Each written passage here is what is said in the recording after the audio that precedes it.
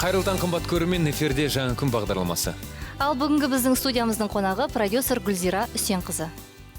Гүлзира Үсенқызы әнші Қайрат Нұртастың анасы әрі продюсері. Мейірімді ана әрқашанда эксклюзивті дүниелер жасауға жаны құмар.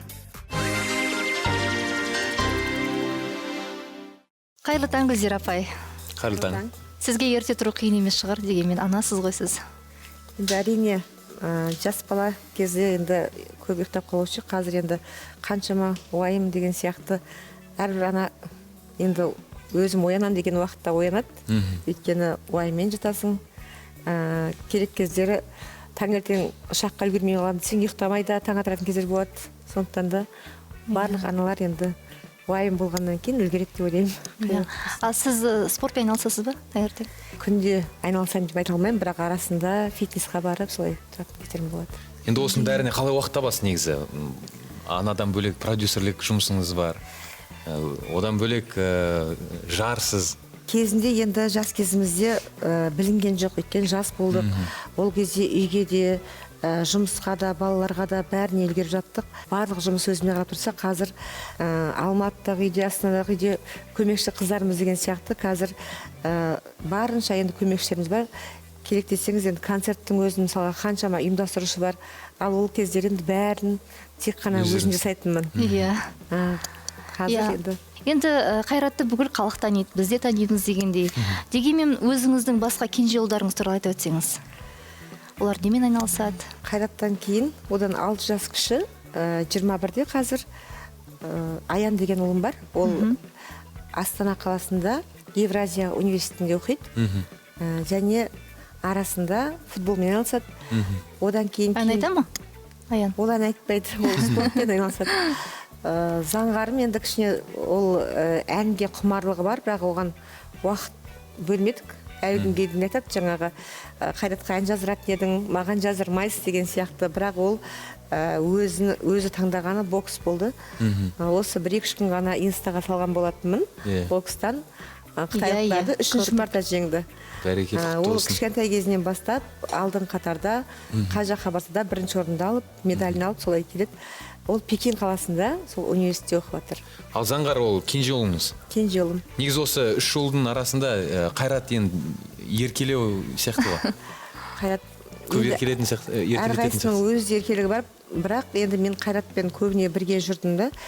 Соны Аян мен Заңғар өздері қалай самостоятельно, өз беттерінше жаңағы жұмыс жасап кетті. Шайларын өздері дайындап, тамағын істей салып, оларға уақыт бөлетін онша уақыт болмады. Ренжіп жатпай ма? Қызғаныш тумай ма арасында? Мама сен көп қарап қойдың Қайратқа деген сияқты. Кейін түсінді. Өзімде түсіндіріп айтам, көрдіңдер ма, Қайраталардың арқасында осындай жаңағы не жем демейсіңдер, айтқандарың болып аттар деген кейін олар да түсіністікпен қарап, ағаларын сыйлаңдар, бетіне келмеңдер деген кейін олар да қазір өте құрметпен қарайды және мақтан тұтады ағаларын. Сондықтан да түсінеді деп ойлаймын. Сіздің балаларыңыз тек қана Қайрат емес, онда Заңғар да, одан кейінгі ұлың Аян да бәрі жеңімпаз болып тұр ғой, әркім өзінің саласында.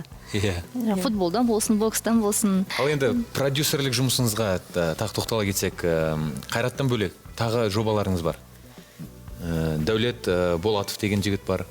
Бақыт Алтай, ол жігіттермен жұмыс жасап отырсыз ба? Енді мен осы кезге дейін Сырым Исабаевты шығардым, Бақыт Алтайды шығардым. Жаңағы Дәулет Болатты жақында алдық. Енді оған көп уақыт болмай жатыр. Біраз жасаймыз деген жаңағы жұмыстарымыз болып, кішкене артқа қалдырылып жатыр. Бірақ келешекте жұмыс жасаймыз. Ал енді Сырым мен Бақытқа мен халыққа танылуына көмектестім. Баланың достары болғаннан кейін.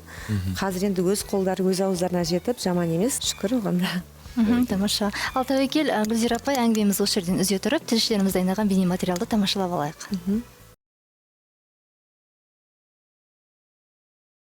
Қайырлы таң қымбат көрермен, эфирде жаңа күн, және бүгінгі студиямыздың қонағы белді продюсер Гүлзира Үсенқызы. Гүлзира апай, жаңа алдыңғы әңгімеміз айтып кеттік қой, сіздің қол астыңызда, жаңа продюсерлігіңізде бірнеше жігіттер болды, өзіңіз айтыңыз. Ал неге қыз балалар неге жоқ сізде? Сол негізі сол. Енді қыз балалар ең шығарған кезде кете ма деп ойлайсың. Сол жағы қиындау дейсіз. Қазір енді қазіргі күнде көзінді тігіп жүрген адамдар бар. Олар кішірек, Құдай қаласа, осы бәрін өз ойымдағын бәрін жетістіктің бәрі жетіп болғаннан кейін Алла қаласа арасында қыздарда болуы мүмкін. Жоспарда Болмайды бар. деп айтпаймын енді. Болатын шығар. Гүлзира ханым, жақында Қайраттың жеке концерті өтті, 10 жылдық концерті. Негізі халықтың көңілінен шықты. Енді осы көптеген ресейлік жұлдыздар болды. Негізі сол ресейлік жұлдыздармен жұмыс атқарған, тілдескен негізі қалай, қиын ба, шақыру жағы? Бұны енді басқа ой қырынан қарайтын болса, Ресейге баратын болсақ, біздің жұлдыздарымыз білмейді, кімді танисың десеңіз, онша біліп жатпайды. Ал енді біздің Қазақстанға келіп, Ресейдің қай әншісін білесің, болмаса түріктің қай әншісін білесің десе, жатқа біледі. Өзбекстандікінде, Қырғызстандікінде бәрін біледі. Ал біздікін жан-жақ онша біліп жатпайды. Сондықтан да бұл жерде енді бір асып тасқандық емес. Осы уақытқа дейін мысалға Қайраттың концерттерінде біздің мықты жұлдыздарымыздың бәрі қатысып жүрді. Ал бұл жердегі ойым жаңартып.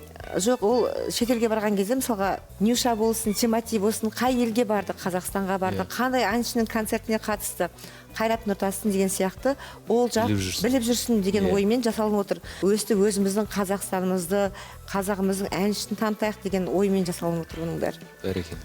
Гүлзира апай, соңғы кездері Нұртас аға да жаңа теледидарға шығып, ән айтып, өзінің концерттерін беріп жүр. Ол да сіздің жобаңыз ба? Жоқ, менің жобам емес, бірақ ол кісі негізі өнерге қатты ғашық. Біраз уақыт шыққысы келген, бірақ әкесі сен әнші болмай-ақ қой деген сияқты. Одан кейін Қайрат болды. Қайратты мен жүгіріп жүрген кейін менімен жалғасқан жоқ. Бірақ әйтеуір клибін түсір, ән жазыр деп өзінің бизнес жасап бізге ақшасын беріп, енді соның арқасы ғой осы жетістіктің бәрі. Ең бірінші менің еңбегім болғанмен сол кісінің ақшасынан басталды бәрі. Бірақ қасында жүргеннен кейін енді мен бәрін біліп жүремін ғой, жүрегім ауырады, өйткені ол сол өзінің арманына жетпеді. Өзінің бір ішінде жүрген дүниені бір сәл ғана шығарсын деп, жаңағы баласы да мен де қоштап, неге айтпайсың деген сияқты. Сіз продюсерсіз, сіз анасыз, сіз асыл жарсыз. Енді бос уақытыңызды қалай өткізесіз? Әлде сізде бос уақыт болмай ма?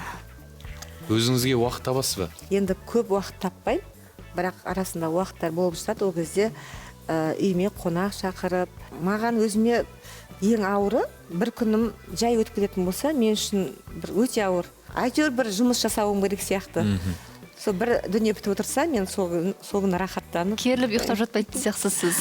Ұйқы енді 5-ақ сағат. Рахмет сіздің әңгімеңізге, ұйқыңыз әрдайым тыныш болсын деген тілекпен. Сізге жаңа күннің көрермендеріне айтатын таңғы тілегіңіз болса, мархабат. Еліміз тыныш болсын, халқымыз аман болсын. Әрбір ананың мәңгілік жеңісі ол өзінің баласы, ал баласының жеңісі жетістігі демекші. Әрбір жаңа үміт артқан балаларымыздың қуанышына кенеліп, осындай тыныштықта, осындай әдемі өмірде ұйқымыз тыныш болып, бақытты өмір сүре берейік.